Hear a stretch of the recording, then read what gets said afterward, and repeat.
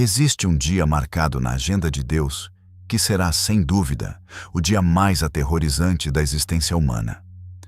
Não por causa do fogo, não por causa dos tronos celestiais, nem mesmo por causa da sentença final.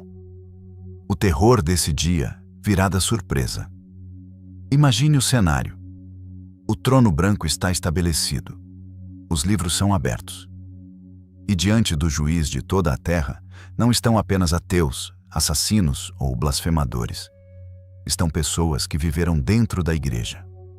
Pessoas que carregavam Bíblias debaixo do braço.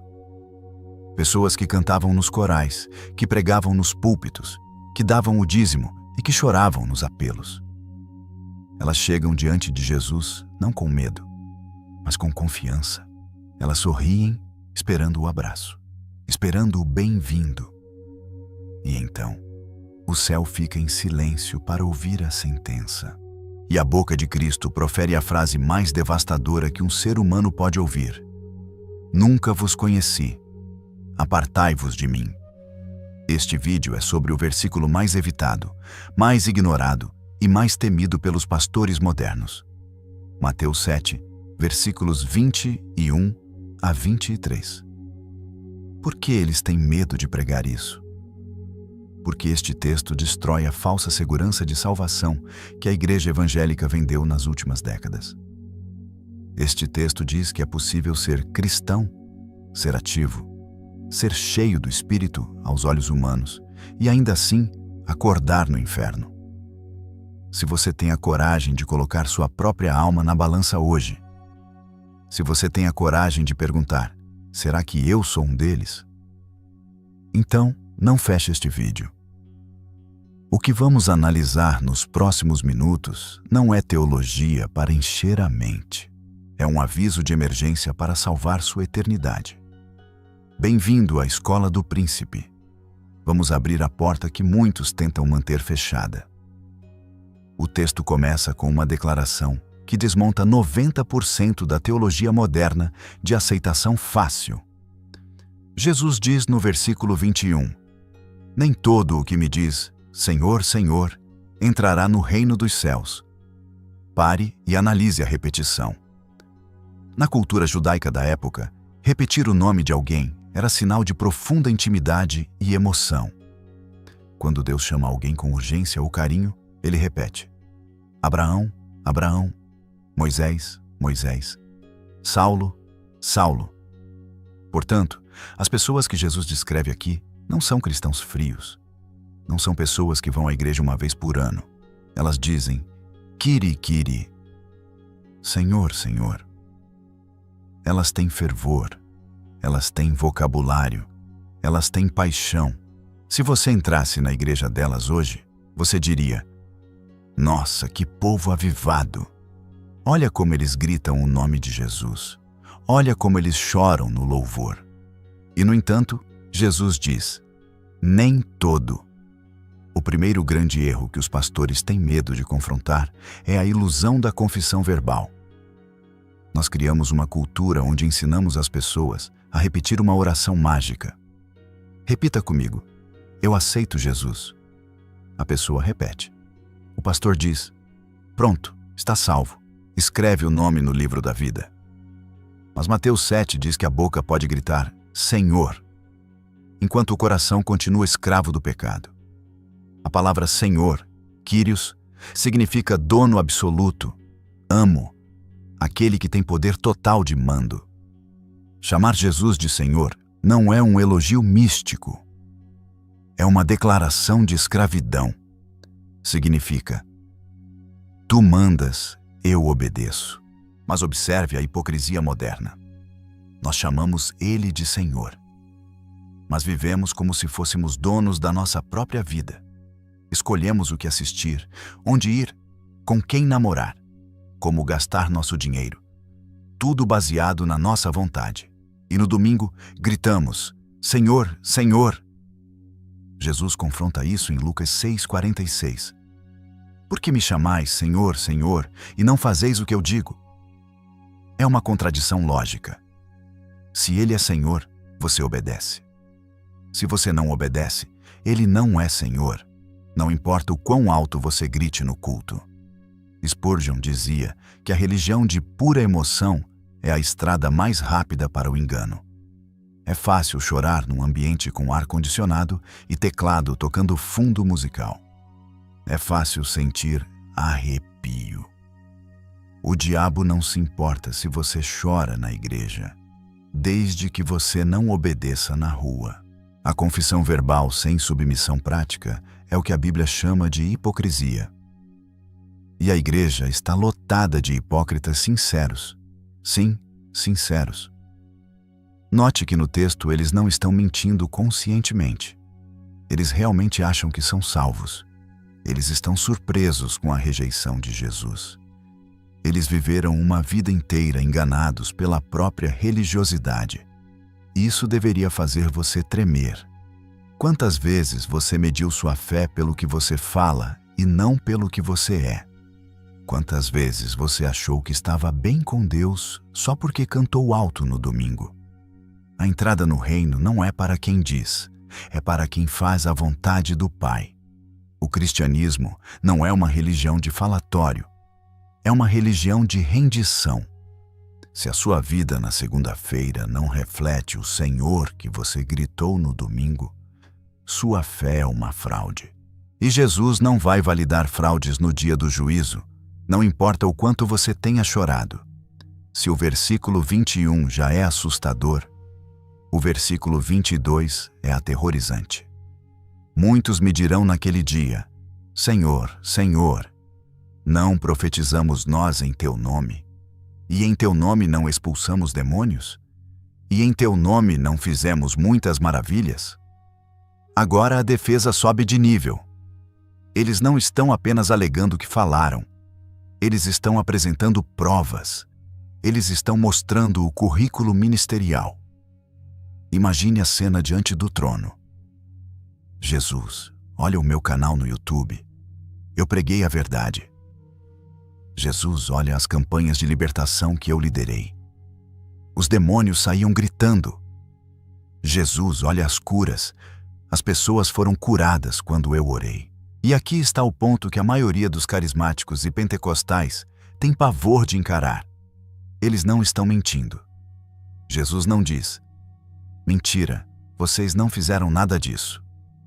O silêncio de Jesus implica que sim, eles fizeram. Eles profetizaram. Eles expulsaram demônios. Eles operaram milagres e ainda assim vão para o inferno. Como isso é possível? Como alguém pode expulsar um demônio e ser filho do diabo?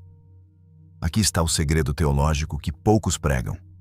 Dons espirituais não são sinal de salvação. Frutos espirituais são. Dons são dados por Deus para a edificação da igreja, não para validar o portador. Deus pode usar um jumento para falar, como fez com Balaão. Isso não torna o jumento santo. Deus usou o sumo sacerdote Caifás para profetizar sobre a morte de Cristo. João 11:51. E Caifás foi o homem que condenou Jesus.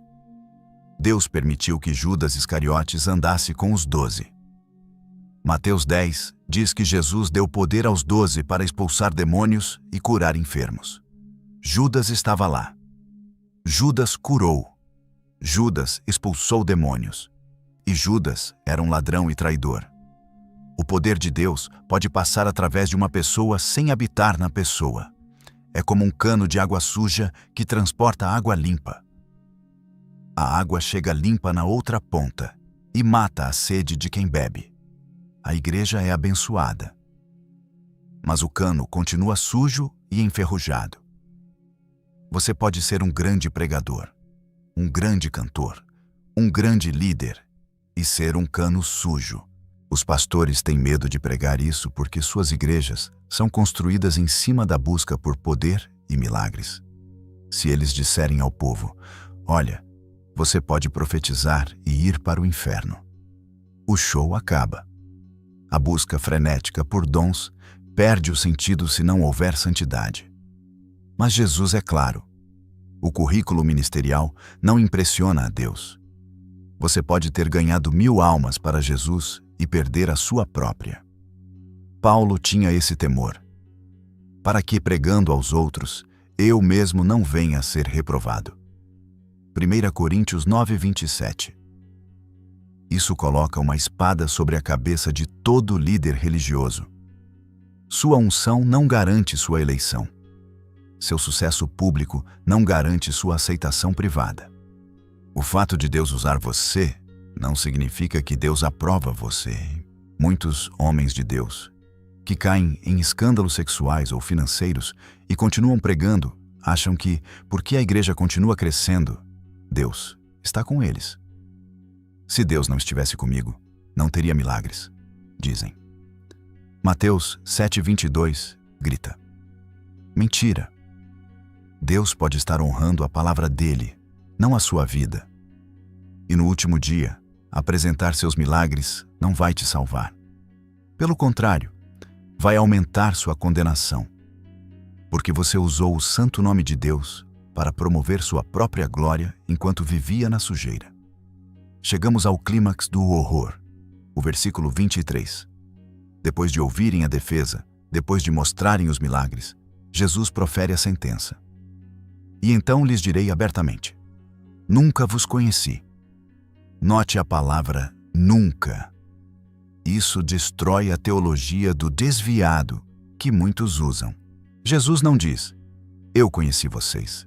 Vocês foram meus servos, mas depois se perderam. Ele não diz: vocês eram salvos, mas perderam a salvação. Ele diz: nunca. Do grego oudepote, em momento algum, jamais. Isso significa que, mesmo no auge do ministério deles, mesmo quando estavam expulsando demônios, mesmo quando estavam chorando no altar, Jesus não os conhecia. Eles nunca foram dele. Era tudo teatro. Era tudo emoção humana ou ação soberana de Deus à parte deles. Mas o que significa conhecer? Deus é onisciente. Ele sabe o nome de todos. Ele sabe o CPF, o endereço e os pecados de todos. Intelectualmente, ele conhece até o diabo. Mas na Bíblia, conhecer, no hebraico yada, no grego ginosco, implica intimidade relacional. É o mesmo termo usado em Gênesis. Adão conheceu a Eva e ela concebeu. Conhecer é ter relacionamento, aliança, comunhão de vida. O que Jesus está dizendo é: vocês sabiam sobre mim. Vocês usaram meu nome. Vocês leram meu livro.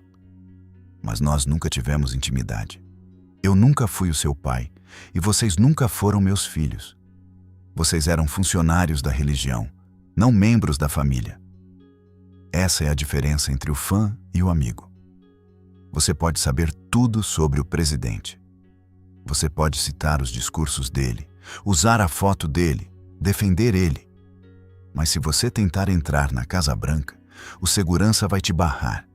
E se você gritar: mas eu conheço o presidente vai aparecer e dizer: mas eu não conheço você. Intimidade é via de mão dupla. A tragédia desses muitos de Mateus 7 é a falta de relacionamento secreto. Eles tinham vida pública, mas não tinham vida secreta. Eles oravam no púlpito, mas não oravam no quarto. Eles liam a Bíblia para preparar sermões, mas não para alimentar a própria alma. Eles viviam de aparência. E Jesus está dizendo: eu não tenho parte com quem vive de teatro. Isso nos força a uma autoanálise brutal. Você conhece Jesus? Ou você conhece fatos sobre Jesus?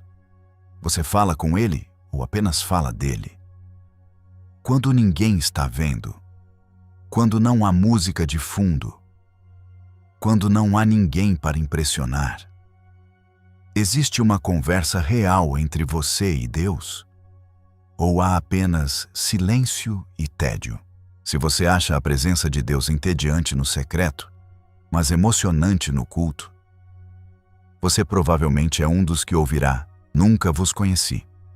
Porque quem ama, quer estar perto. Quem ama, busca a face, não apenas as mãos, os milagres.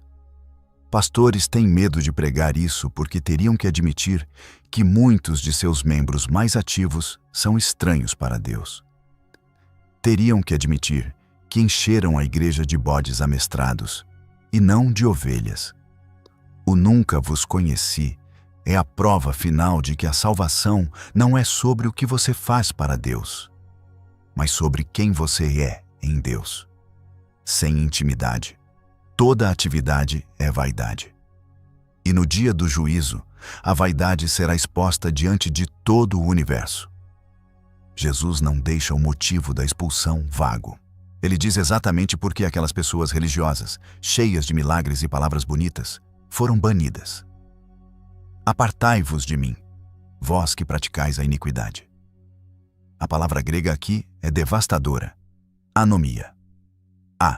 Sem mais nomos, de lei, literalmente. Vós que viveis como se a lei de Deus não existisse. Ou, em uma tradução mais brutal, vós que sois sem lei.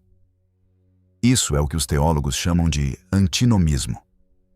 É a crença perversa de que, porque somos salvos pela graça, não precisamos obedecer aos mandamentos. É o cristão que diz: Deus conhece meu coração, enquanto vive em fornicação. É o empresário que diz: sou dizimista fiel, enquanto sonega impostos e oprime funcionários. É a pessoa que canta Santo, Santo, Santo no domingo, mas consome pornografia e fofoca na segunda-feira. O que Jesus está denunciando aqui não é a imperfeição. Todos nós pecamos. O verdadeiro cristão peca, mas ele odeia o pecado. Ele luta, ele se arrepende. A prática da iniquidade descrita em Mateus 7 é um estilo de vida. O verbo no grego indica ação contínua, habitual e sem remorso. Eles praticam a iniquidade como quem pratica um esporte. Eles são profissionais em viver sem a lei de Deus, mascarando isso com atividades religiosas. Spurgeon dizia que a graça que não muda sua vida não salvará sua alma. Se você diz que aceitou a Jesus, mas continua amando o que ele odeia, você é um mentiroso. João, o apóstolo do amor, foi cirúrgico nisso. Aquele que diz, eu o conheço, e não guarda os seus mandamentos, é mentiroso, e nele não está a verdade. 1 João 2,4. A iniquidade é a rebelião silenciosa. É dizer Senhor com a boca, mas dizer eu sou o rei com as atitudes. Essas pessoas de Mateus 7 achavam que seus milagres compensavam seus pecados. Achavam que a expulsão de demônios era um saldo positivo que cobria a sujeira da vida privada. Mas Deus não negocia santidade. Ele não se impressiona com o que você faz no palco se o que você faz no escuro é sujo. A iniquidade é a prova de que o Espírito Santo nunca habitou ali. Porque a primeira coisa que o Espírito faz quando entra é gerar convicção de pecado. Ele incomoda. Ele não deixa você dormir em paz com a iniquidade. Se você consegue pecar, pecar e dormir tranquilo porque domingo tem culto, cuidado. O silêncio da sua consciência pode ser o som da sua condenação. Jesus está dizendo: vocês agiram como se eu não fosse o legislador. Vocês criaram um cristianismo do seu jeito, com as suas regras, onde o pecado é tolerado. Saiam da minha frente. Não existe céu para quem ama a iniquidade. O céu é um lugar de santidade. Se você odeia a santidade aqui, você odiaria o céu. O céu seria um inferno para o iníquo, porque lá a vontade de Deus é tudo o que existe. Se essa palavra iniquidade pesou no seu coração agora, se você percebeu que tem vivido um cristianismo de graça barata, onde tudo é permitido, se você sente que sua consciência está cauterizada e você precisa de um despertar urgente, não saia daqui. Este canal, a Escola do Príncipe, existe para pregar o Evangelho sem anestesia. Nós não estamos aqui para te fazer sentir bem. Estamos aqui para te ajudar a ser real. Spurgeon dizia que é melhor ir para o céu com a perna quebrada do que para o inferno inteiro. É melhor ser ferido pela verdade agora do que ser morto pela mentira depois. Inscreva-se no canal agora. Ative o sino. Junte-se ao exército de pessoas que cansaram de brincar de igreja e querem a verdade crua de Cristo. Aqui a gente estuda para sobreviver ao dia do juízo. Clique em inscrever-se. Sua alma precisa desse alimento. Imediatamente após o veredito de "Nunca vos conheci", Jesus conta uma parábola para explicar a diferença entre o verdadeiro e o falso convertido. A famosa parábola da casa na rocha e da casa na areia. E aqui está o detalhe que a maioria ignora. As duas casas parecem iguais. Jesus não descreve uma casa bonita e uma casa feia. Ele não diz que a casa na areia era torta ou mal feita. Arquitetonicamente, elas podem ter sido idênticas. Mesma pintura, mesmas janelas, mesmo tamanho. Na igreja, o falso cristão e o verdadeiro cristão são visualmente idênticos. Ambos cantam, ambos leem a Bíblia, ambos dizimam, ambos falam "Glória a Deus". A diferença não está na aparência, está na fundação. E a fundação é, por definição, invisível. Fica abaixo da terra. O que revela a fundação? O sol? Não. No sol, qualquer casa fica em pé. O que revela a fundação é a tempestade. Desceu a chuva e correram os rios e assopraram ventos. A tempestade vem para todos, para o justo e para o injusto. A crise financeira, o câncer, o luto, a tentação sexual, a perseguição. É na crise que a religião de aparência desmorona. Quem constrói na areia? Jesus define: aquele que ouve estas minhas palavras e não as pratica. Note, ele ouve. Ele está no culto. Ele assiste ao vídeo. Ele concorda com a cabeça. Ele diz amém. Mas ele não pratica. A areia é o conhecimento intelectual sem obediência. É a teologia teórica. A areia é móvel. Ela se adapta. Ela é fácil de cavar. É o cristianismo conveniente. Quem constrói na rocha? Aquele que ouve e pratica. Construir na rocha é difícil. Exige cavar fundo. Exige quebrar pedra. Exige tempo. A obediência custa. Custa o seu orgulho. Custa o seu pecado de estimação. Custa a sua reputação. Mas quando a tempestade bate, a casa não cai. Spurgeon dizia que muitos cristãos são como flores artificiais, perfeitas, mas sem raiz. O vento leva.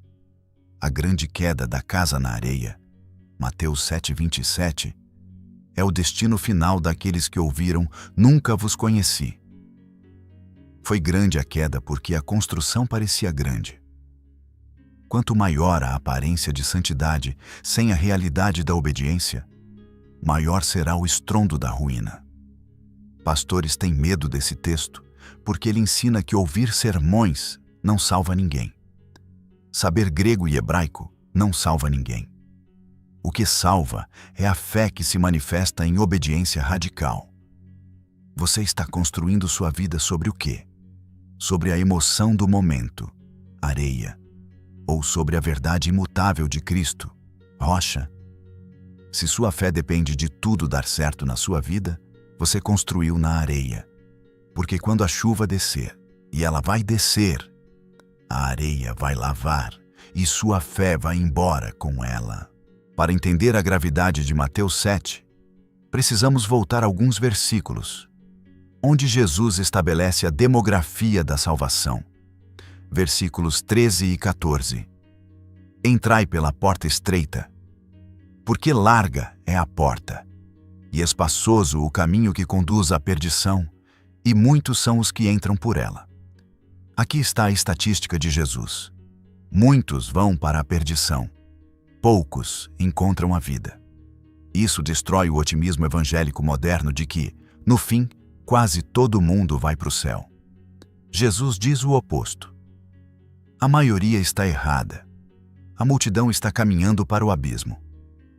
O caminho largo não é apenas o caminho do ateísmo ou do crime. O caminho largo inclui a religião fácil. É o caminho onde você pode levar sua bagagem. Você pode levar seu ego, seu pecado, seu amor ao mundo, sua vaidade. A porta é larga, cabe tudo, cabe você e seus ídolos. É o cristianismo que não ofende, não confronta, não exige renúncia. É popular, é inclusivo no sentido pecaminoso. Venha como está e continue como está. A porta estreita, por outro lado, exige que você deixe tudo para trás. Ela é apertada. Só passa você. Não passa você e seu orgulho. Não passa você e seu pecado secreto. É o caminho da compressão. O caminho onde a carne é esmagada para que o espírito viva. Spurgeon dizia: se você quiser ir para o inferno, não precisa fazer nada. Apenas siga o fluxo. Mas para ir ao céu, você precisa remar contra a correnteza do mundo, da carne e do diabo. A salvação é gratuita, mas o discipulado custa tudo. Pastores têm medo de pregar a porta estreita porque ela não enche estádios. Quem quer ouvir? Negue-se a si mesmo, tome a sua cruz e morra. Nós queremos ouvir. Você é um campeão. Determine a sua vitória. O melhor de Deus está por vir. A mensagem da porta larga enche a igreja de pessoas que estão caminhando felizes para o inferno. Jesus avisa: poucos há que a encontrem. Poucos. Olhe para a sua igreja. Olhe para a multidão gospel. Será que todos ali encontraram a porta estreita? Ou encontraram apenas uma porta larga pintada de igreja? O verdadeiro evangelho é exclusivo, exigente e transformador.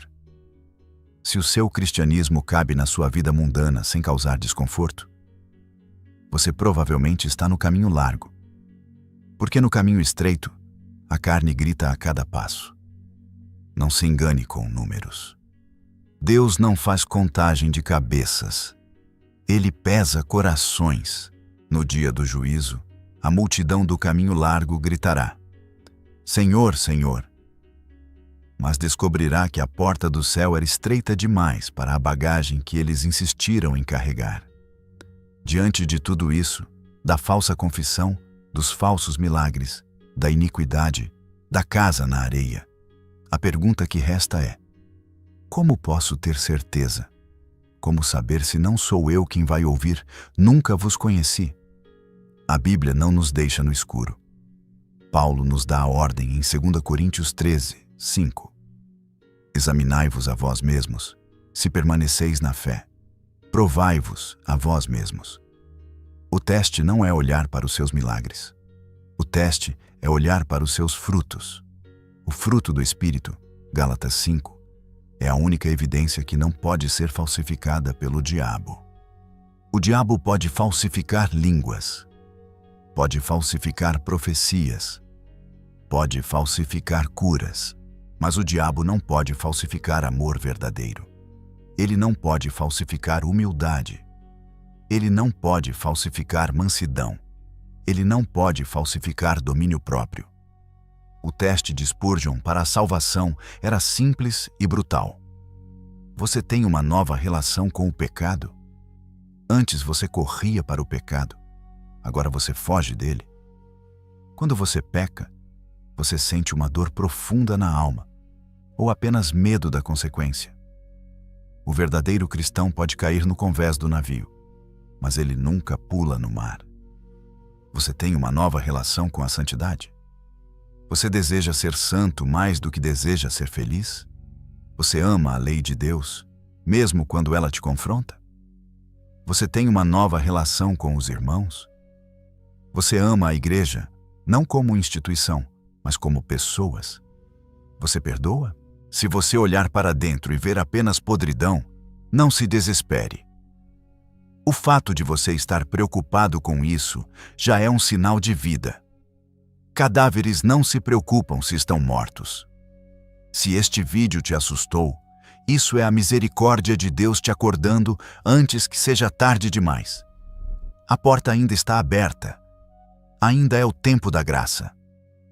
Você pode não ter sido sincero até hoje. Você pode ter sido um hipócrita até agora. Mas você pode se arrepender hoje. Você pode largar a prática da iniquidade hoje. Você pode começar a construir na rocha hoje. Não apresente seus milagres a Jesus. Apresente suas feridas.